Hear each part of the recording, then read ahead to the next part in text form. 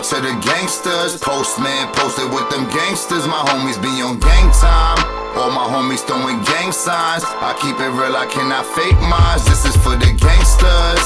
Shout out to the gangsters. Postman posted with them gangsters. My homies be on gang time. All my homies throwing gang signs. I keep it real, I cannot fake mines. You know the vibe. If you gon' tell a gangster story, need to let a gangster tell it. And for the record, a gangster ain't never telling. A gangster gon' keep his mouth closed and die felon. Introduce yourself, sir.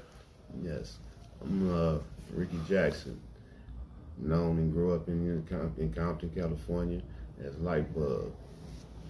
That's it, that's all I'll say on that. As you just Lightbulb? Yes, I the Suma and all that. I mean, if you recognize him, then you know. Okay. So, what was your upbringing like? I mean, I came from a decent home. I mean, I came from a family as, my father, my parents, mother and father were both parents in the home, from Alabama, Florida, Pensacola, Florida, and That's where you originally from? Yes. Yeah, I was born in Florida, in Pensacola, Florida. And when did you land in Compton, or if you landed, where did you land in California originally? We moved to Compton in the 60s, in 1960. So we moved out here to Compton. Yes. And what proximity, what part of Compton did you land on the east side of Compton. East right side. Over there, where they call it Willowbrook now, But yes, we looked over What there. schools did you attend? Well, I attended Longfellow Elementary, Walton, Junior High, Roosevelt, and Whaley. Oh, you actually went to Whaley? Yes. I went to Whaley myself. It was a decent school. For a minute, I never went, long enough to. Yeah, some of my homies went there, like Johnny Jones, Robert Thomas, Duck, Donald Norwood. Yeah, they all went there. So, so what year did you go to Whaley or Walton? What year was that? That was in the 70s, early 70s, 71. Yeah. So what, if you had to put a class to it, what class would have been in as far as graduation?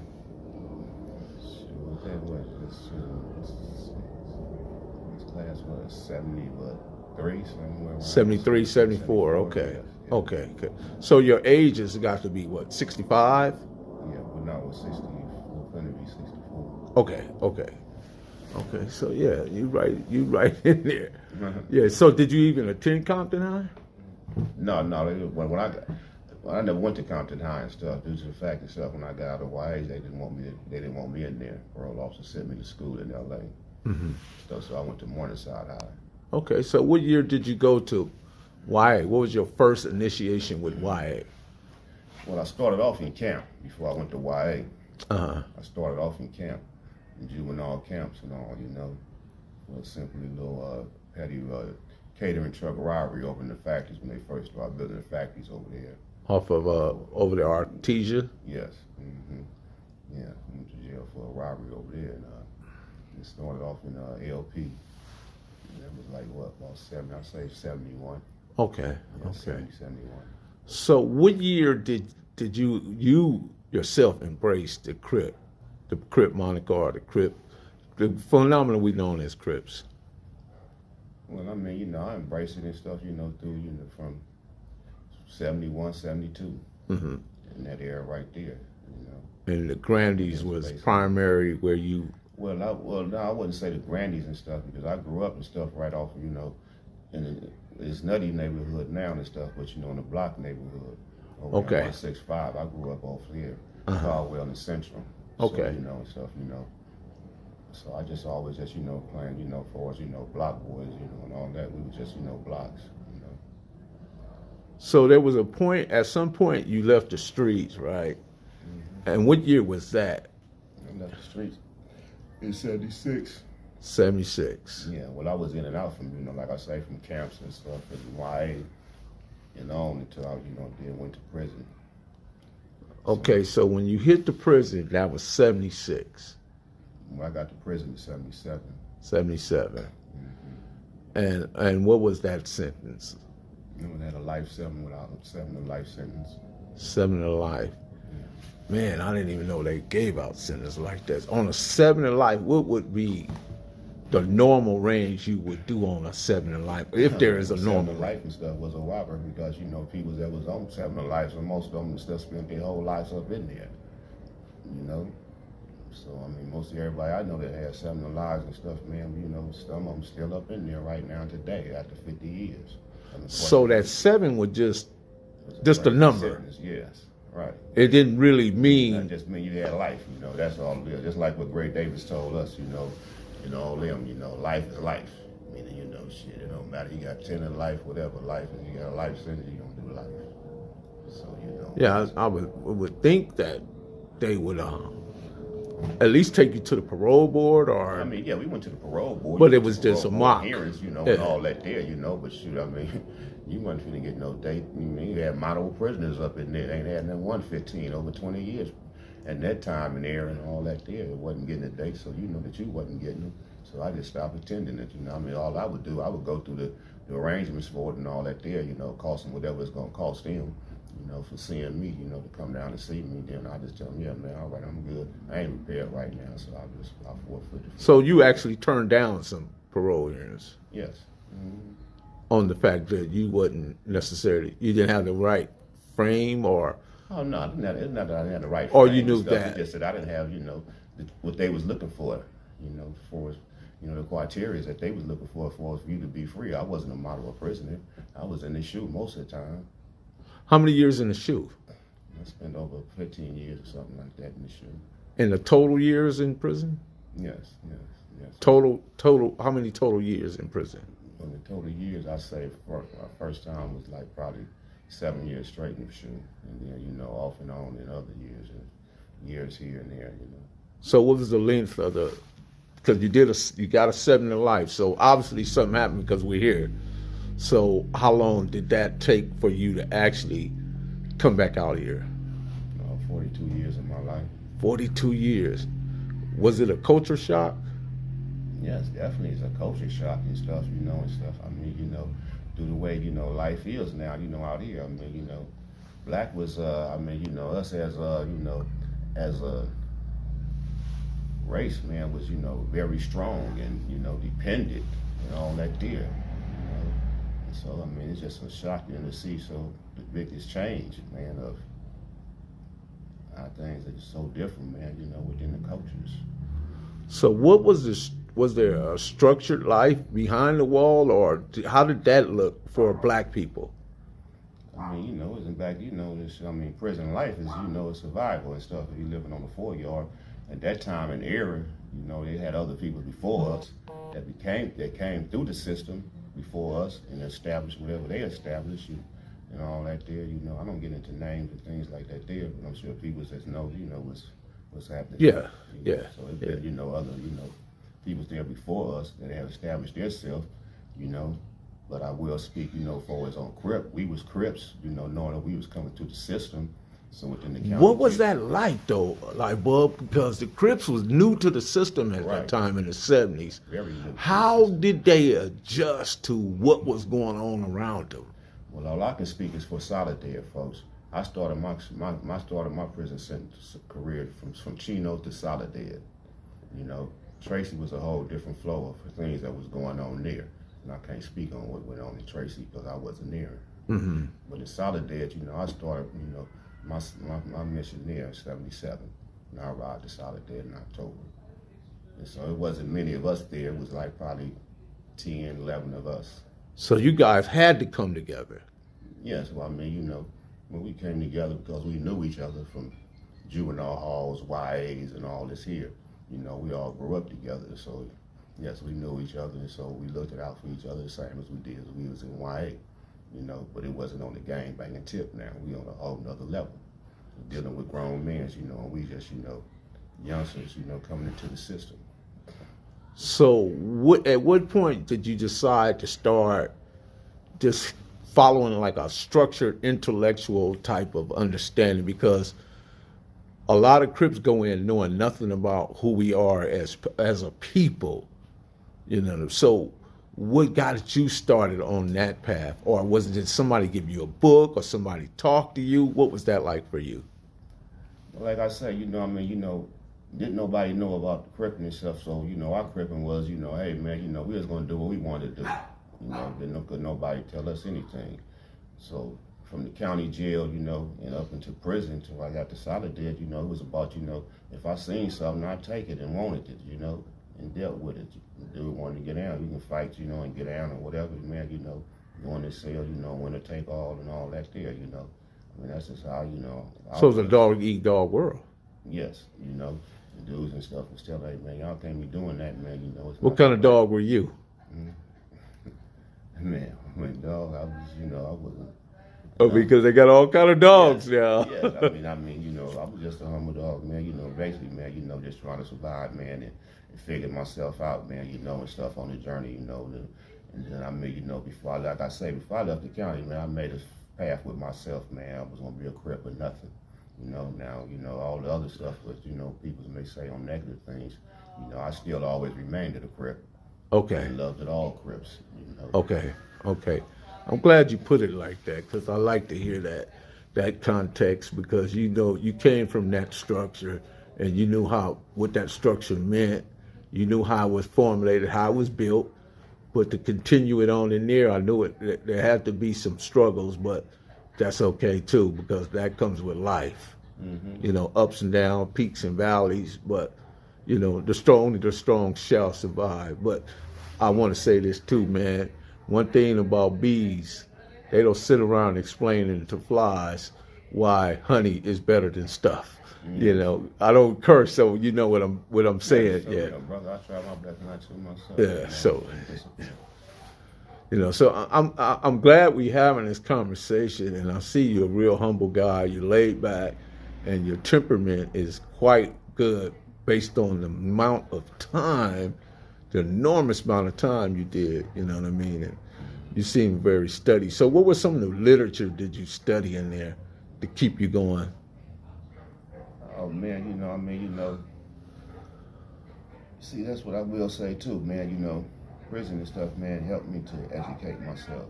Mm-hmm. Before prison, you know, we had a natural, you know, instinct for what the education was and all that deal. So I did basically some of everything that I basically, you know, could read, because I spent a lot of shoot time, so I read whatever, you know, I can get my hands on, what I came across, you know, and I never tried to, you know, respect what other people's, you know, just from one reading, you know, some people try to project other people's, you know, images of what things that they read and all that deal. Me, I just was experienced reading the things and put the joy and feel what I get up out of it, man, that can help me and stuff, you know.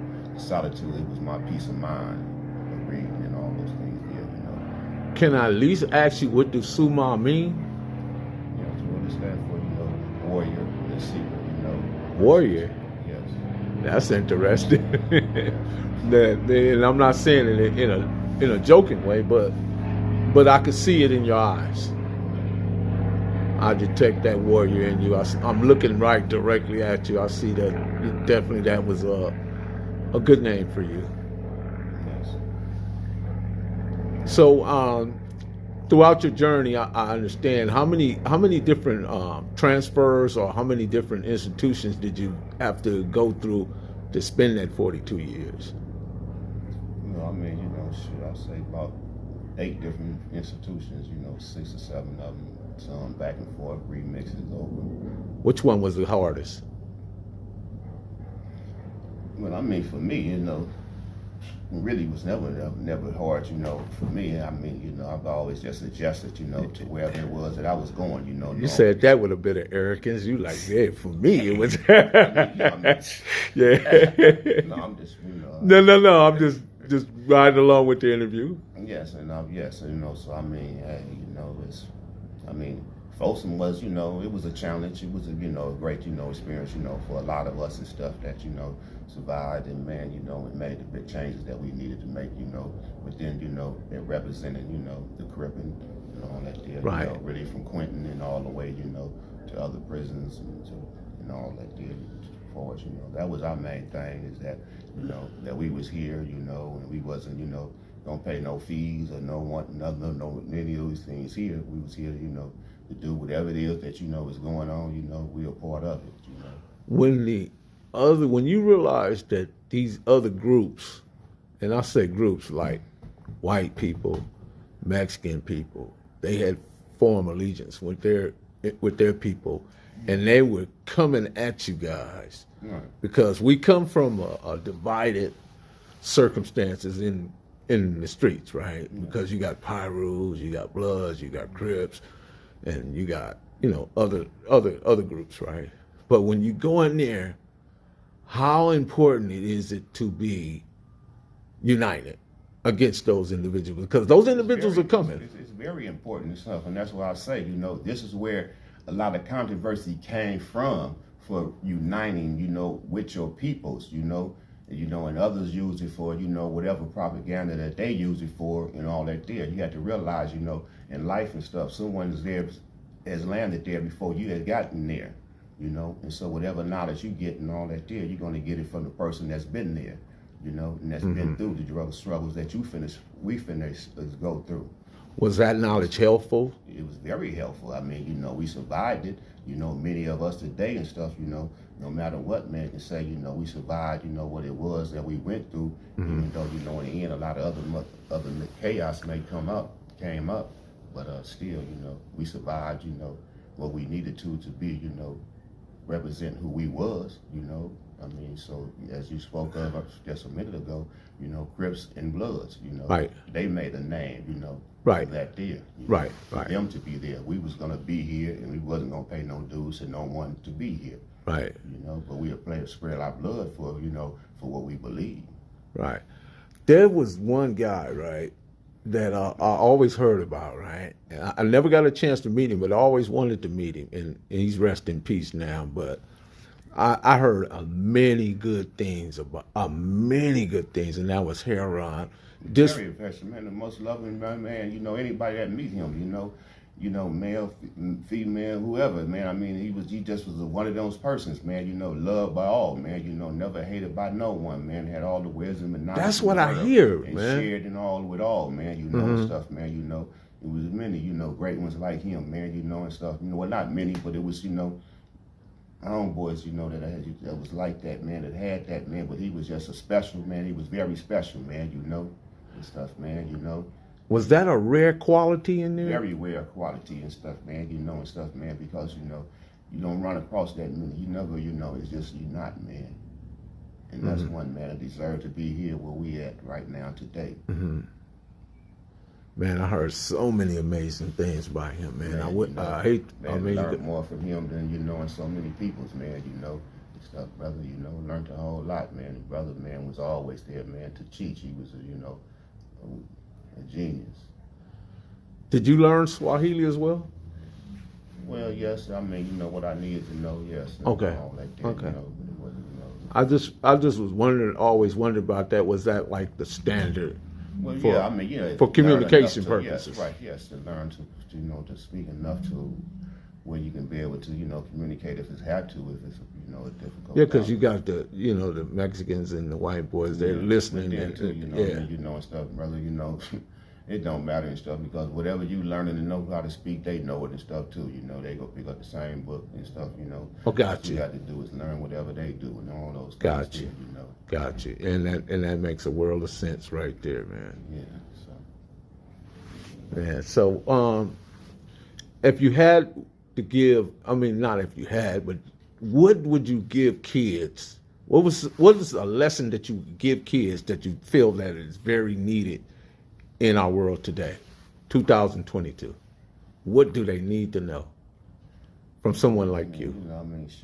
Education, man, it's the most importantest thing, man, and stuff, man, because a lot of us and stuff, man, we didn't get education until we went behind the walls, and when I was all the time in there, like I used to always tell people, oh, man, I'm not in, in prison, I'm at the university, and stuff, and I wrote letters, to female. I didn't write it as I was in prison until they start putting state prison on there. There. So, education is the most important, thing, man. It's being there, man, supportive, and stuff, man, just, man, giving them, things so they can challenge themselves, man, to want it, to be able to want positive things if they see positive peoples, man, there's so many brothers and people that don't got out, man. It's all out there reaching out, man, and doing those things. If there was anything you could change about today's society, and you was granted that one wish, what would that be? Oh man, I mean, it would definitely, man, have to deal with strong peace and stuff, man. Because with peace, man, there's so much that we can accomplish with it, man. Where there's no jealousy and all so much hate. So, build rapport, commonality, rid ourselves of the jealousy and hate. Because if we have rapport and commonality, that means we can be in a continuance of being in a positive space, because all spaces are filled, whether positive or negative, and we get to choose what space we want to be in. So, man, you know what? I really appreciate this conversation. It was a great conversation, and I like how we led into it, but we didn't have to get over the top with it, and you know what I'm saying when I'm saying what I'm saying. Yes. Okay, so with that, man, I'm gonna leave it right there. But if you want to give a message to the children going out, please give one. I just want to always give a message to the children and stuff, man. Just listen, man. If you're feeling bad about anything, man, please, share it. Talk with someone. Talk to them. Someone that you can trust. Talk to them. Don't hold it in. Man, I appreciate that, man. Now, my last question, man. What you think about the Hood Postman now?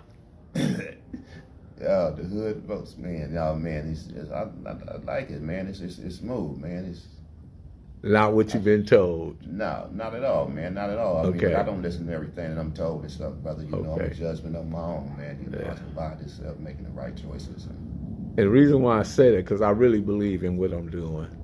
And I want to approach it from a journalistic perspective and just stick to the game, man. Stick to the game. With that being said, shout out to Ricky Jackson, Lightbulb, aka Suma. Peace to you. Black Power, bro. Straight up. All right, we out. Brother. We out? Yeah. I'm a street nigga, streets fuck with me. I'ma keep pushing products till the fans get me. It's guap off top, diamond Cartier.